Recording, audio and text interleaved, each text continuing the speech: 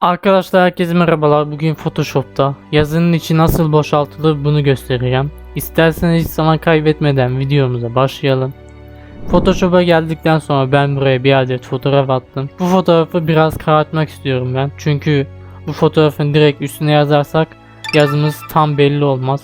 O yüzden biraz karartmam lazım. İlk yapmamız gereken layer kısmından, katman kısmından bir adet layer açıyoruz. Layer'ı açtıktan sonra burada Gradient tool'un altında Paint tool var.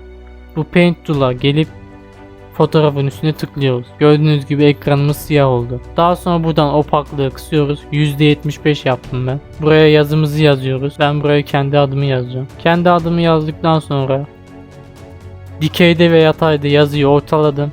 Daha sonra yapmamız gereken burada katman kısmına gelip CTRL tuşuna basıyorsunuz. Gördüğünüz gibi burada bir ikon belirledi. Buna tıklıyoruz. Gördüğünüz gibi yazının her tarafını seçmiş olduk.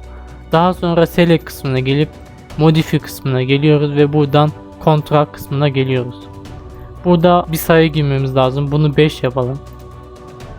Daha sonra buradan yazının üstüne sağ tıklayıp Rasterize Layer etmemiz lazım. Bunu rasterize yapıyoruz. Daha sonra Delete tuşuna basıyoruz ve gördüğünüz gibi yazımızın içi boşalmış oldu. Videomuz bu kadar arkadaşlar. Görüşmek üzere.